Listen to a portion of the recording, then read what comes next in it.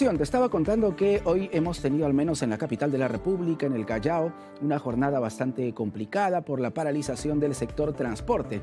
El Ministerio de Trabajo y Promoción del Empleo, con anticipación, hizo un llamado a las empresas para que puedan acudir atención al sistema del teletrabajo. ¿Qué conocemos sobre esta modalidad del teletrabajo que se hizo tan popular en época de pandemia? Hay una ley, la 31572, pero ¿cómo analizamos esta normativa? Vamos a conocerlo aquí en Economía para Todos con nuestra invitada, la doctora María Aide Segarra, abogada laboralista. Doctora, ¿cómo está? Bienvenida a RPP. Hola Jorge, ¿qué tal? Mucho gusto estar contigo hoy. Muchísimas gracias. Primero, hay un marco legal, ¿correcto? El Así 31572 es. es la ley del teletrabajo. Concretamente, ¿qué nos dice esta ley? ¿Qué empresas pueden acogerse al teletrabajo? En todo caso, ¿qué trabajadores tienen derecho a hacerlo? Claro que sí. Bueno, creo que esa es una normativa que de alguna manera ha quedado como en stand-by porque parecería que no se usa. Muchas empresas se están volcadas al trabajo presencial ya en Ujú. los últimos tiempos, pero esa ley que fue la norma que sucedió a aquella que regulaba el trabajo remoto contempla expresamente que hay situaciones en las cuales el empleador unilateralmente puede disponer el teletrabajo en aquellas posiciones en donde las labores que ellos cumplen sean compatibles con el trabajo virtual, Ese ¿no? punto es Entonces, importante, es una en- decisión Ujú. unilateral del empleador, ¿correcto? Así es, así es. O sea, Ok. cabe adoptarla ante situaciones especiales. Una de ellas lo sería precisamente lo que ha ocurrido hoy, esta imposibilidad de los trabajadores de transportarse por el producto de la huelga del Mm. sector transportes, ¿no? Y un poco en salvaguarda de la seguridad de sus trabajadores y para evitar que tengan dificultades en el transporte. Entonces, la empresa puede disponer unilateralmente que sus trabajadores cumplan sus labores en el día de hoy remotamente, en forma virtual, porque la regla general para el teletrabajo es la existencia de acuerdo. La Ujú. excepción que sería en una circunstancia como esta sería que la empresa la disponga en forma unilateral por una circunstancia excepcional como lo es pues estas dificultades que hubo hoy. Claro, es una situación extrema. Según la Organización Así es. Internacional de Trabajo, un 2% de trabajadores a nivel mundial, ¿no? En este momento laboran con esta modalidad, el teletrabajo. Estamos hablando todavía de un porcentaje bastante pequeño, si se quiere. Reducido.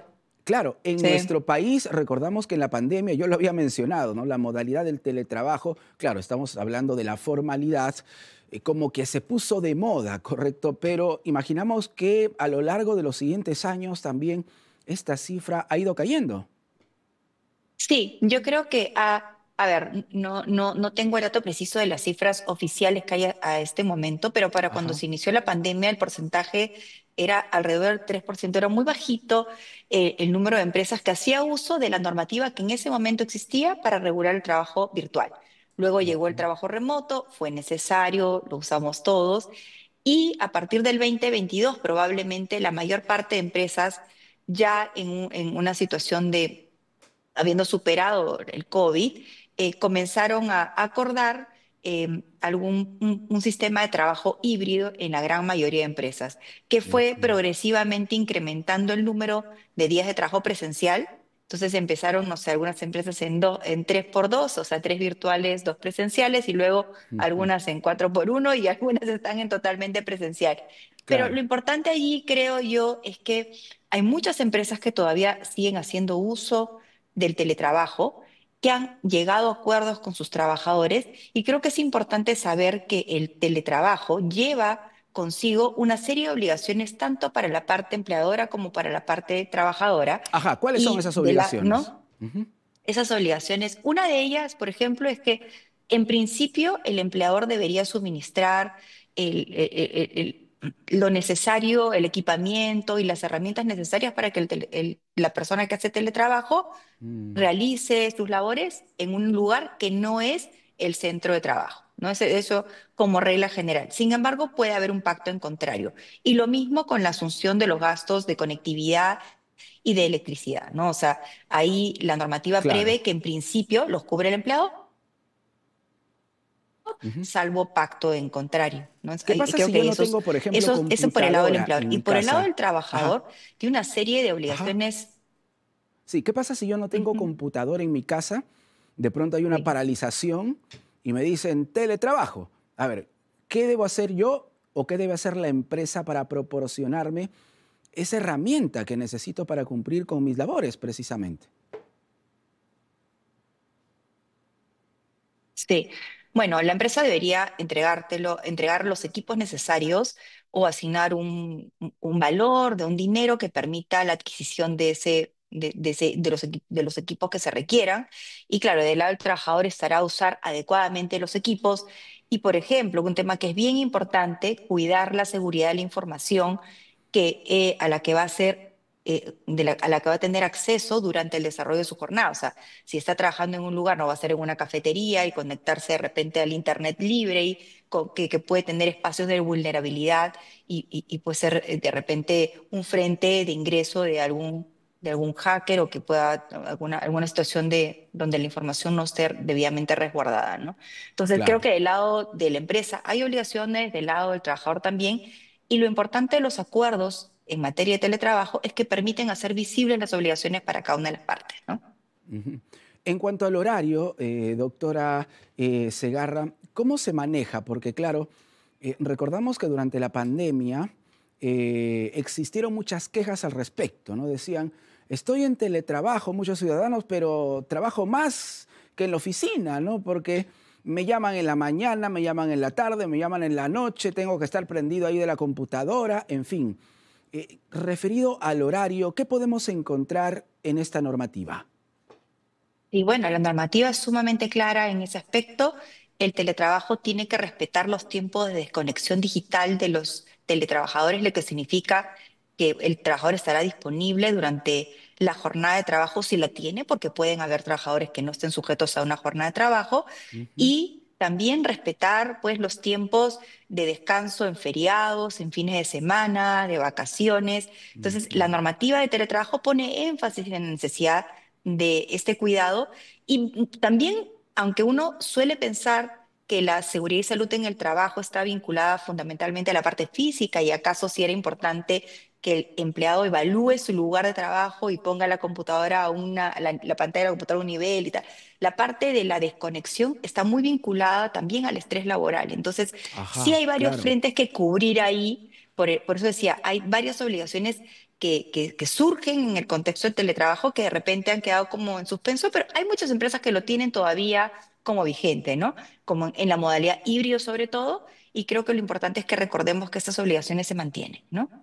Ujú, correcto. ¿Hay un porcentaje de trabajadores que una empresa podría enviar al teletrabajo? ¿La ley dice algo al respecto o No. eso ya depende del empleador, de la empresa misma?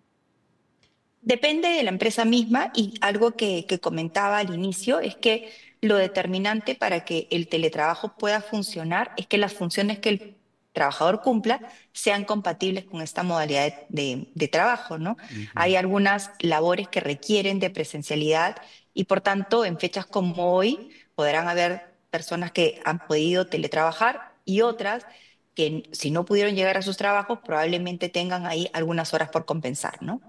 ujú, correcto. ¿La modalidad del teletrabajo aplica para sector público y privado por igual? Sí, sí, de hecho, ayer mismo hubo algunos, bueno, en primer lugar, el Ministerio de Trabajo emitió un comunicado Sí, claro, exhortando a los claro. empleadores, ¿no?, a que otorguen la tolerancia a los trabajadores que tuvieran que hacer trabajo presencial en 4 horas y también recordando la posibilidad de disponer el teletrabajo para un poco asegurar, pues, que las personas no tuvieran que enfrentar o recorrer el camino de traslado si es que no era necesario y lo mismo con el Poder Judicial, ¿no? Que estableció como, remitió un comunicado indicando que algunos trabajadores podrían cumplir labores virtuales, ¿no? Precisamente en la misma lógica de lo que estamos conversando. Para finalizar, doctora Segarra, ¿el verano es una buena etapa para esto del home office, del teletrabajo, del trabajo en casa, por ejemplo? Las estadísticas, al menos a nivel mundial, así lo han ido señalando. Sí. Sí, sí, y creo que hay muchas empresas que durante el verano, como acortan su jornada laboral, sobre todo los viernes, ¿no? Pero eso ya es como la jornada reducida.